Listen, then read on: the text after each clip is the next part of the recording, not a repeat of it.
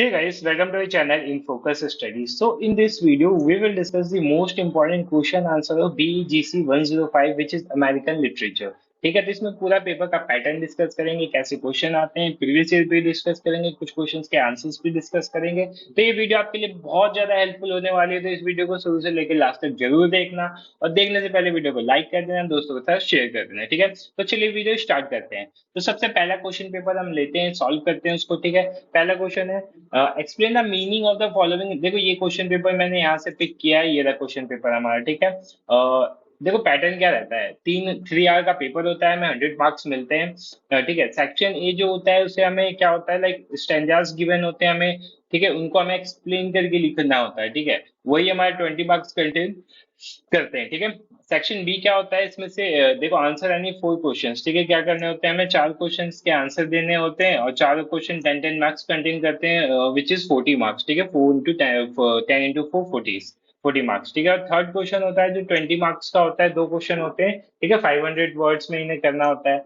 ठीक है, तो ये हमारे कितने मार्क्स हो जाते हैं, 40। तो 40 + 40 और 20 यहाँ से मेन हमारे यही होते हैं, 40-40 वाले। और देखो ये क्वेश्चंस आते कैसे हैं, लाइक ये बुक से ही आते हैं। बुक अगर आपने चैप्टर्स अच्छे से कर रखा है तो उसको आप इलेबोरेट इजीली कर सकते हो, उसको एक्सप्रेस अपनी लैंग्वेज में इजीली कर सकते हैं। मैं भी ऐसे ही करता था, मैं चैप्टर्स रीड करता था, मैं क्वेश्चन आंसर कभी नहीं बैठता था पढ़ने के लिए, क्योंकि वो टाइम वेस्ट होता है और कुछ नहीं होता। ठीक है, तो चलिए आंसर डिस्कस करते हैं। आपने क्वेश्चन पेपर देख लिया, पहला क्वेश्चन है द व्हाइट मैन। ठीक है, ये वाला फैल्कन वाला क्वेश्चन है, तो इसका आंसर देखते हैं क्या है। ठीक है, तो देखो ये रहा हमारा आंसर यहाँ पे। In this stanza the context likely revolves around the themes of power, dominance and exploitation. The white man is symbolically represent as a falcon. जो व्हाइट मैन था उसको हमने एज अ फैल्कन दिखाया था, पावरफुल बर्ड, जो कि बहुत ज्यादा पावरफुल बर्ड होता है। ठीक है, हैवी होता है। ठीक है, बहुत सारी बर्ड से ज्यादा ताकतवर लगता है, स्मार्ट भी लगता है।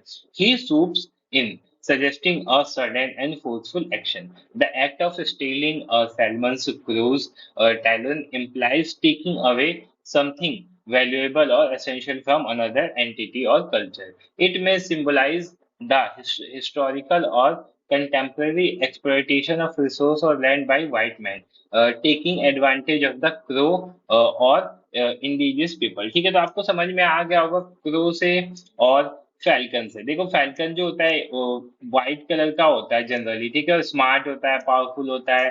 ठीक है, और जो क्रो होता है वो ब्लैक होता है, और वो पावरफुल नहीं मान जाता उसको। ठीक है, उसको हम लाइक इंडियन सोसाइटी में भी हम बहुत ज्यादा अशुभ मानते हैं। तो ऐसी जो ये एक तरह से ये कलर डिस्क्रिमिनेशन के ऊपर बताया गया है कि लाइक हमने फैल्कन को दिखाया कि बहुत पावरफुल बंदा है, और क्रो जो है वो बहुत लाइक छोटा है, और उसका खाना कौन छीन ले रहा है, उससे चीजें उसकी कौन छीन ले रहा है, फैल्कन छीन ले रहा है। लाइक व्हाइट मैन जो पहले ब्लैक के साथ बहुत ज्यादा भेदभाव करते थे, उसी के ऊपर घूम रहा है ये पूरा ये स्टैंजा। ठीक है, तो होप्स आपको क्लियर हो गया होगा। सेकंड स्टैंजा पे आते हैं। Far all forget, to me a near, shadow and sunlight are the same, the vanquished gods to me appear, and one to me are shame and fame। ठीक है, तो इसका देखते हैं क्या है इसका एक्सप्लेनेशन। ठीक है, यहाँ पे ये मैंने बना रखा है एक्सप्लेनेशन यहाँ पे। ठीक है, तो ये आप देख सकते हैं वैसे एक्सप्लेनेशन। ठीक है, the stanza seems to explore the concept of perception as perspective. ठीक है, perspective. ठीक है, the speaker suggests that distance or forgetfulness does not affect them, indicating a certain detachment or indifference to क्या है, convention, conventional nation of proximity or memory. The line shadow and sunlight are the same implies the opposites or contrast hold no significance for the speaker.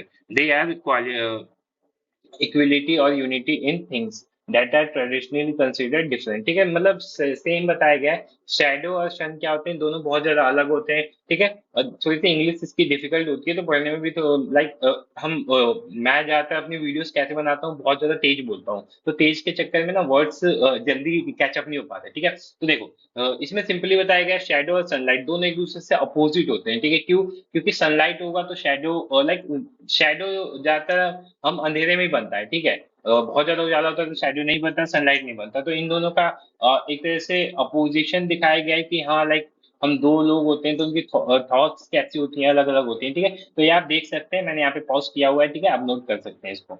Next देखते हैं हम। कहाँ गया? हाँ, यहाँ पे है। सी, द पास्ट, ठीक है, ये वाला देखते हैं इसका आंसर क्या है।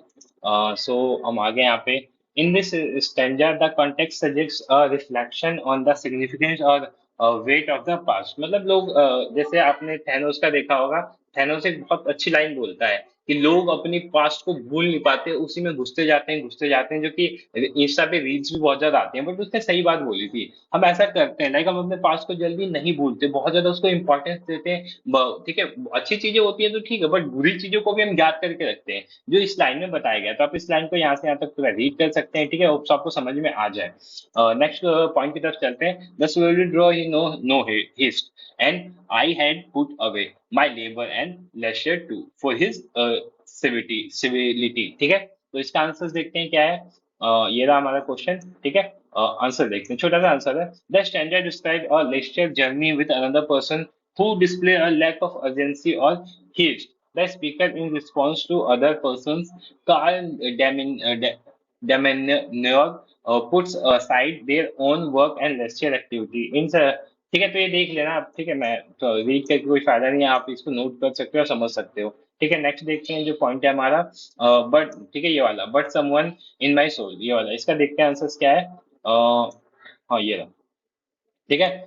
This stranger express a sense of familiarity और recognition on a deep emotional level. Like हम किसी से कैसे फेमिलियर हो जाते हैं, किसी को कैसे हम रिकॉग्नाइज कर लेते हैं बहुत जल्दी, ठीक है, इमोशनली भी, ठीक है। तो यही इसी के बारे में बताया गया है, ठीक है, इसको आप देख सकते हो।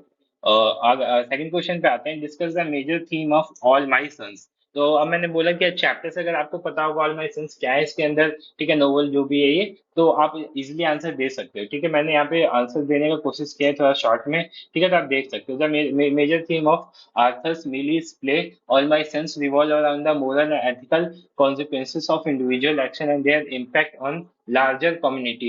The play explores the concept of responsibility, particularly in relation, simple इसमें ये बताया गया है कि इसमें मोरल और एथिक्स के बारे में पूरे चैप्टर में नोवेल में बताया गया है, ठीक है। तो ये बताया गया है कि हमारे लैक ऑफ मोरल और एथिकल एक्टिविटीज की वजह से पूरे एक लार्जर जो कम्युनिटी होती है वो कैसे इफेक्टेड होती है, ठीक है। लाइक अभी एक आपने एक मर्डर केस देखा होगा, साक्षी मर्डर केस, ठीक है। तो उसकी वजह से एक किसी पर्टिकुलर पर्सन की वजह से पूरी कम्युनिटी जो है इफेक्टेड हो रही है, ठीक है। मैं हिंदू मुस्लिम नहीं कर रहा, बट उससे मुस्लिम कम्युनिटी क्या होती है, इफेक्ट होती है। लाइक मुस्लिमों को अब बोला जा रहा है अब्दुल, ये सब चीजें, ठीक है, तो वो चीजें गलत भी हैं और सही भी लगती है फिर एक टाइम, क्योंकि ये चीजें ज्यादा होती हैं, ठीक है। तो ये हो सकता है इसका पॉइंट। तो इन्हीं चीजों के बारे में बताया गया है, ये आंसर है, आप आंसर नोट कर सकते हो, ठीक है। मैं स्क्रॉल डाउन कर देता हूँ। नेक्स्ट क्वेश्चन की तरफ चलते हैं।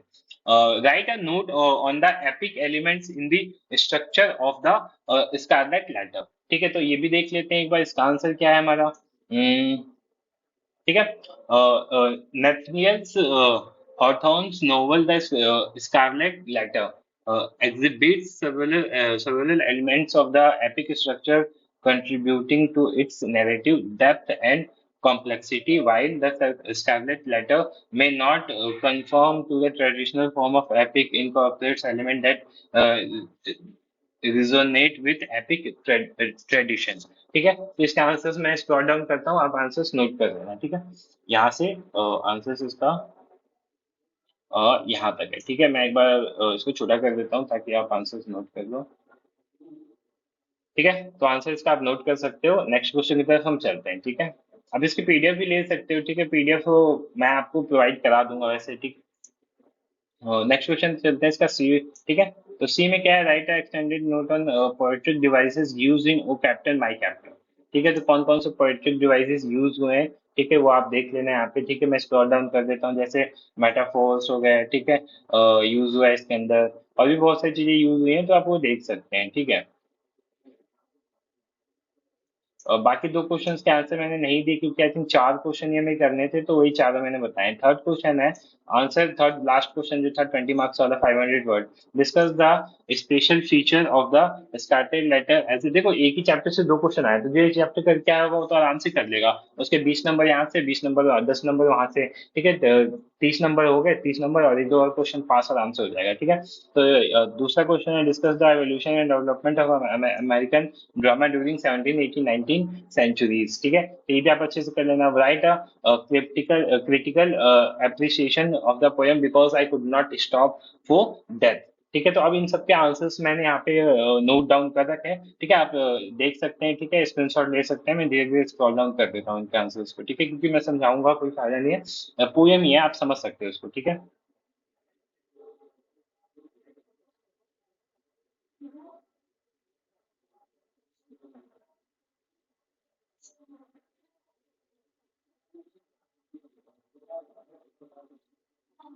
ठीक है, तो ये हो गया हमारा एक क्वेश्चन पेपर। अब दूसरे क्वेश्चन पेपर पे आते हैं हम, ठीक है।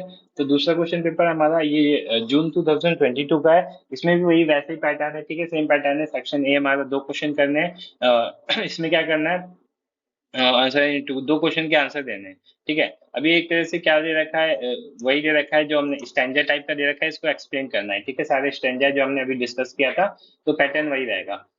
फिर उसके बाद सेक्शन बी में हमारे चार क्वेश्चन करने हैं, ठीक है। तो उसमें क्या था, उसमें थोड़ा सा लॉन्ग, अच्छा हाँ सेम पैटर्न है, ठीक है। चार क्वेश्चन इसमें से करने, 10 मार्क्स वाले हैं। तो क्रिटिकली क्या है, evaluate the poem that sets a thing significant, ठीक है। तो आप ये अटेम्प्ट कर सकते हो, ठीक है, ये क्वेश्चन कर सकते हो। to discuss the Henrik Ibsen's contribution to the growth of American drama, ये हमने अभी पीछे भी देखा था, ठीक है। फिर उसके बाद right a critical summary of poem Brahma, मतलब ब्रह्मा जो पोयम था उसका समरी क्या है, वो समरी बतानी है, ठीक है। तो चैप्टर अपने पोयम पढ़िए तो समरी आप आराम से लिख सकते हो, ठीक है। फिर discuss Walt Whitman's art of poetry, उनकी पोएट्री की आर्ट्स कैसी थी वो आपको बतानी है। फिर explain puritan psychology and its influence on modern American characters, ठीक ठीक है। बाकी 20 नंबर वाले जो तीन क्वेश्चन है वो यहाँ पे, इसको आप देख सकते हो। लास्ट क्वेश्चन पेपर देखते हैं जो कि लेटेस्ट अभी आया हुआ था, और ठीक है, ये दिसंबर 2020 वाला क्वेश्चन पेपर है। Explain the meaning of the following standard, ठीक है। तो वही सेम पैटर्न है का द क्रो गॉड, ठीक है, वही वाला क्रो गॉड वाला ये, ठीक है। A thought went up my mind today, ठीक है। तो ये भी आप देख लेना, ये भी मतलब चार क्वेश्चन, पांच होंगे तो पांच में से आपको चार अटेम्प्ट करने, जो कि 4 मार्क्स के हैं, 20 मार्क्स बन जाएंगे यहाँ से। और यहाँ 40 मार्क्स वाला, ठीक है। ये देखो क्वेश्चन रिपीट हुआ है वाला क्वेश्चन अभी हमने देखा था, ठीक है। तो क्वेश्चन रिपीट काफी ज्यादा होते हैं, वो आप देख लेना, ठीक है। ये भी क्वेश्चन है, ये भी क्वेश्चन है, ये भी क्वेश्चन है, सेकंड थर्ड फोर्थ, ठीक है। तो ये सारे क्वेश्चन आप देख सकते हो, ठीक है। फिफ्थ क्वेश्चन ये रहा, ओ कैप्टन माई कैप्टन, ठीक है। तो देखो यहाँ से आ गया ना वो सेम क्वेश्चन रिपीट। तो प्रीवियस ईयर बहुत ज्यादा इंपॉर्टेंट होता है, हमें प्रीवियस ईयर करके जाने होते हैं, ठीक है। फिर answer any two of the following questions about 500 words, ठीक है। तो इसको आप कर सकते हो। देखो ये स्कैटर्ड लेटर वाला यहाँ पे आ गया, रिपीट हो गया, ठीक है। ये हो गया क्वेश्चन, ये हो गया ऑल माई सन्स, ठीक है। ये भी रिपीट क्वेश्चन है, ठीक है। तो आप इन सब क्वेश्चंस को अच्छे से कर सकते हो। आपको वीडियो अच्छी लगे, वीडियो अच्छी तो वीडियो को लाइक करना, चैनल को सब्सक्राइब करना for further information. Thank you so much for watching this video.